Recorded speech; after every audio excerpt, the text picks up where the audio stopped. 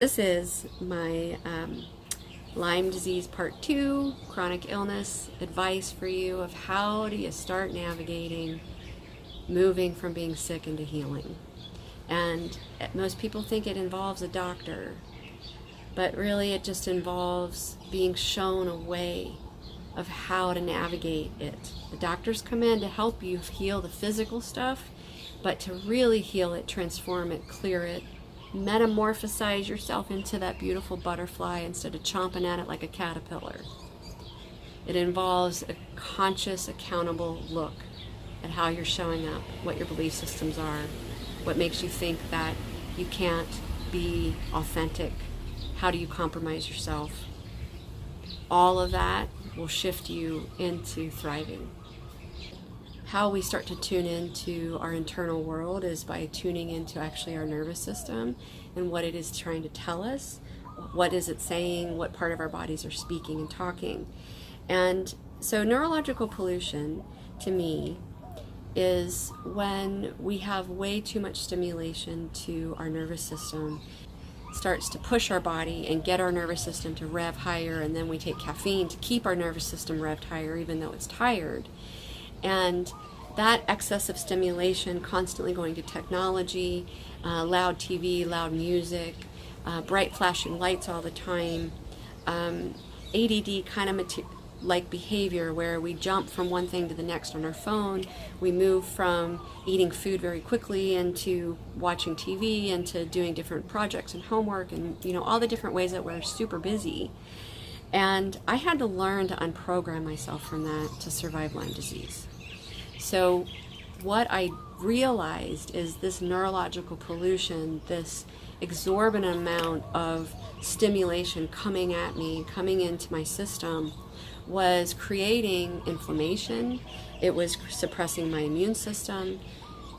That cascading effect of that energy coming at us and into our nervous system on a physical level will affect our hormones. It affects our detoxifying pathways. It affects anxiety.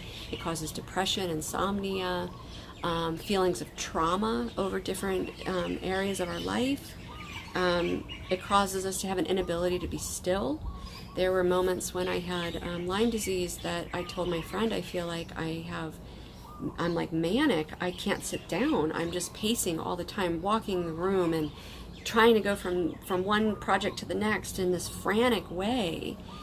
And it was me learning skills of tuning in and learning to listen, quiet my body, tune into my heart, settle down my solar plexus, my stomach area where my gut instinct is, calming all of that down, settling my mind down, is where I started to learn to be able to listen to my body and understand what the infection was doing and when and how and why.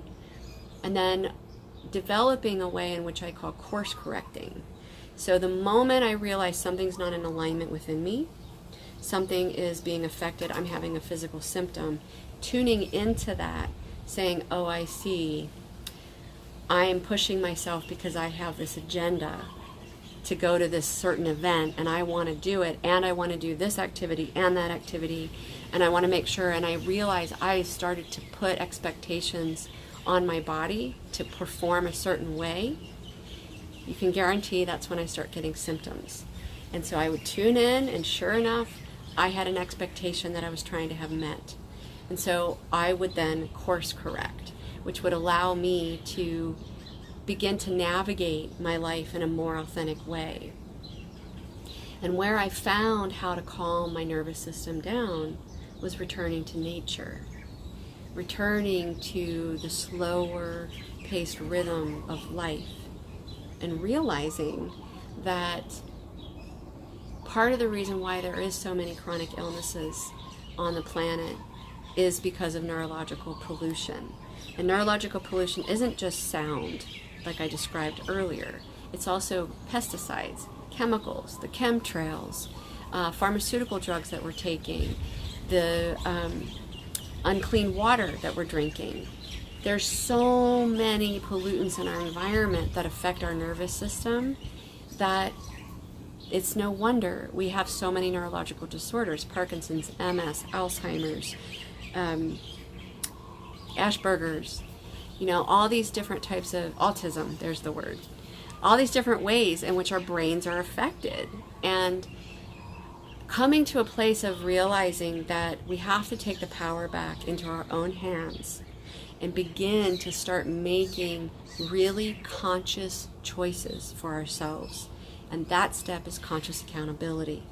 Learning how to really look at our actions, our emotions, and our thoughts, and asking ourselves, is this going to serve me to heal, or is this going to serve me to just survive and continue to feel the different emotions of a chronic illness that are there?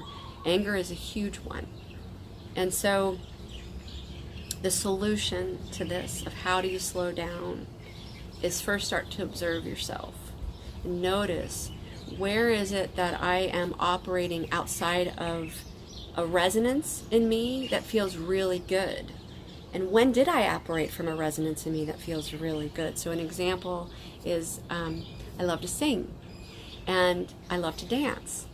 And some days when I was bedridden, I would want to go into that dark place, that dark, murky place that is full of so many horrible thoughts and wanting us to feel the most alone and isolated that we possibly can.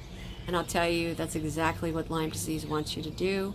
The bacteria feeds on your fear, it feeds on the sadness, it feeds on the darkness. It wants you to be in that state because that's how it survives and thrives. So we're being manipulated by these little tiny bugs. And the moment that you start to realize, oh, I see, I could choose to go down that way, but that's going to feed these bugs. I need to do something that will shift my vibration back into being more expansive and happy.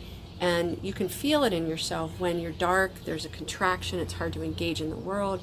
And when we're full of light, we just want to love each other and connect, and things don't bother us like they did when we're in the darker places. So to get there, it's starting to observe yourself, noticing how you're showing up. So for me, with the dancing and the singing, I would start to dip into that dark, shadowy place, and then all of a sudden I'd say, you know what? I'm going to make myself dance. I don't care how shitty I feel. I don't care how depressed I feel, how ugly I feel, how fat I feel. I'm going to dance. And so I would turn on the music, and I would be home by myself or in my bedroom, and I would turn on the music, and it was this slow, like, this part of me that wanted to be Eeyore, like, whatever, I guess I'm going to do this. And then all of a sudden, something kicked in, and then I'd start dancing. And something changed in my body, and I felt better. And somehow I felt more alive. I felt more like a human. I felt like I could maybe be lovable still, even though I was so incredibly sick and ravaged from this illness many times. So finding and observing where you are shining and continuing to repeat that and seek it over and over and over again is part of shifting yourself from sick and surviving into healing and thriving. So thank you so much. Be sure to sign up on my website and subscribe to receive the latest updates. And you can also find me on Facebook under Sahara Sun Intuitive Healer. Love you, bless you, aloha. I'm here with you on your journey to heal. I really have dedicated myself to this in every single way. I eat, sleep, drink, how to help heal with conscious healing. Thank you. Aloha.